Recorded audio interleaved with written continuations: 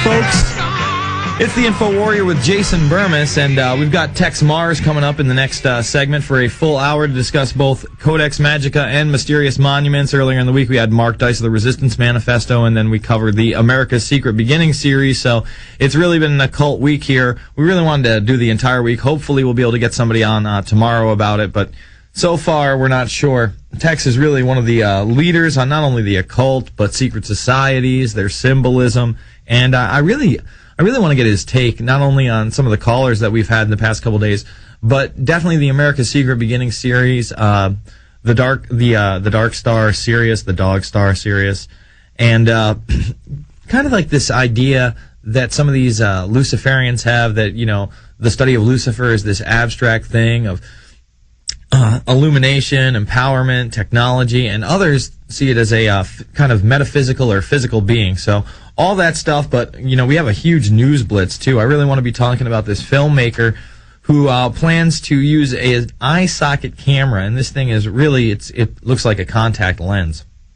And what the implications there are, I mean, if you think about it, this technology's here. I mean, we could be using this in law enforcement so that everything is recorded, and it really, if you think about it, you could use it as a probation tool. If you were sentenced, then the courts would be able to put one of these on your eyeball at all times, and basically they would be able to see what you see and probably tape it. I mean, we're in that type of a society. We're going to be following up on this bird flu vaccination. 2 separate strains of bird flu found in, of course, the bird flu vaccine, as well as a strain of flu vaccine. I think on the first show we did, we were talking about how there was this new strain of flu that was mutated and was now resistant 98.5% of the time to Tamiflu. And this Tamiflu, of course, Barack Obama has heavy stock into. And I'm warning you, folks, you take the Tamiflu, you're going to end up with the flu or worse. Okay? Don't take these shots. Why are they offering these shots for free? I mean, you find out that they have thimerosal in them, mercury, SV40, and now 2 separate kinds of bird flu. We're really going to go into that. We're going to be talking about how the theory that these cricket attacks are inside jobs in Pakistan. Well, of course look, it's come out today that these guys took a very leisurely getaway. We covered yesterday how the people that they did pick up had nothing to do with the attacks and they were fishing for information. The day before that, we covered how the police department actually got detailed warnings of where the attacks were going to happen and who they were going to happen to. And, of course, it did happen. So, reeks of an inside job, reeks of an attack. There's actually a great Prison Planet story out there right now called Pakistan Cricket Attack Inside Job Theory Goes Viral. It's really all over the foreign press. Our media is so controlled. I mean, it's sick. In fact, you know what? We tried to pull up an American story about this bird flu vaccine. The one thing I found buried in there was a Bloomberg story, but we went to the link, and it's just an advertisement. So maybe Bloomberg printed it, but it seems to be really muddled back. I got to find it. Maybe it's on the cachet thing. And, of course, in these rough times, these rough economic times, almost nobody's making money. Well, except for Walmart. Walmart sales are on the rise. You know, while Blockbuster is talking about how they're going to renegotiate their credit, you know, try to make people think that they're not going to go bankrupt. And Circuit City's going bankrupt. In fact, I think GM said today that they will be bankrupt very soon unless they get another $3.5 billion. Oh, General Motors. Now but that's really going to hurt because that has infrastructure, that has American jobs. And remember, we don't make anything in this country anymore. Nothing's made here. Except for hopes and dreams and fairy tales, my friend. It really is. It's like Hollywood garbage is all that's made here, and iPhones so we can play, you know, beer pong online through our phone. It's absolutely ridiculous. We'll be back with Texe Mars after this. It's the Info Warrior Prison. All I want to do is... And we are back. It's the Info Warrior with Jason Burmas, and we are joined by accomplished lecturer, researcher, and author Texe Mars. You know, I got to tell you, Codex Magica and Mysterious Monuments, both available at Infowars.com, are the actual books that are in my bathroom that, you know, I try to get guests to check out. And it's just a pleasure to have you on, Texe. Hey, Jason, great to be with you, and congratulations on your new show. Of course, I'm sure most of your audience knows exactly who you are. Your terrific video, the best out there on 9/11, really revealing the truth. But it's great to be with you.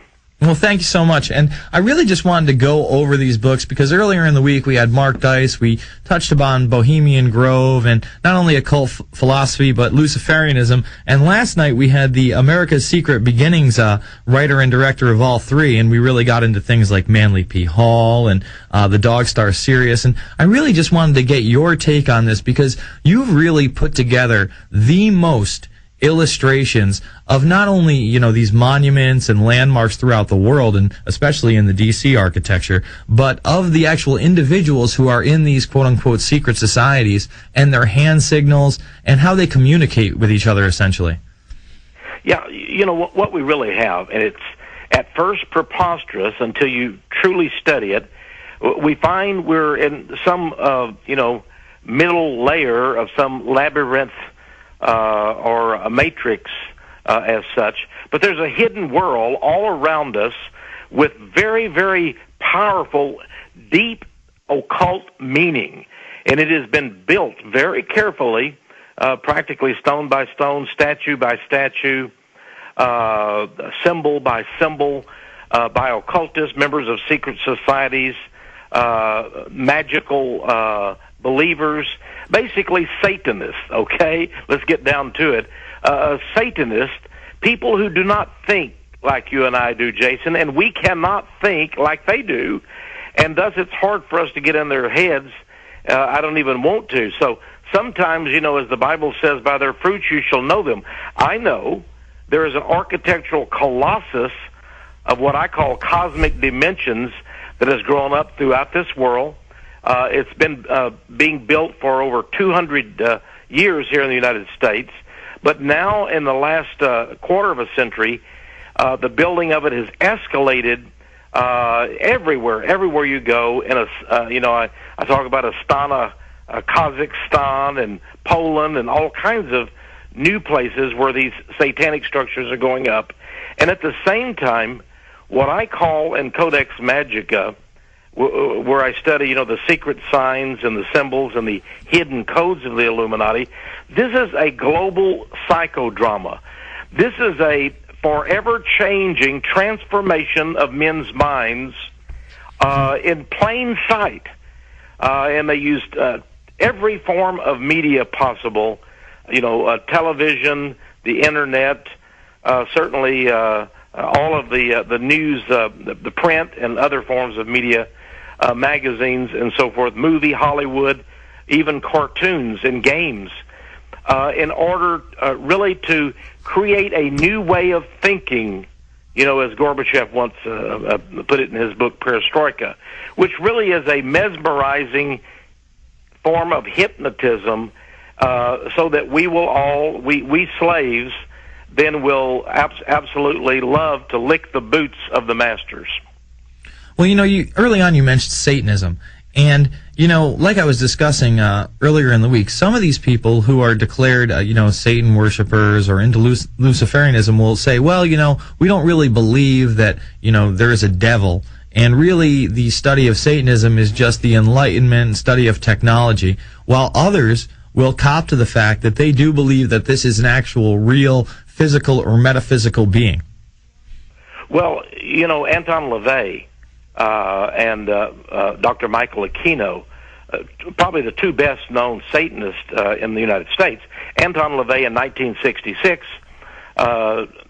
June 6, 66, he chose that auspicious date, Jason, founded the Church of Satan, which was a 501c3 tax-approved church.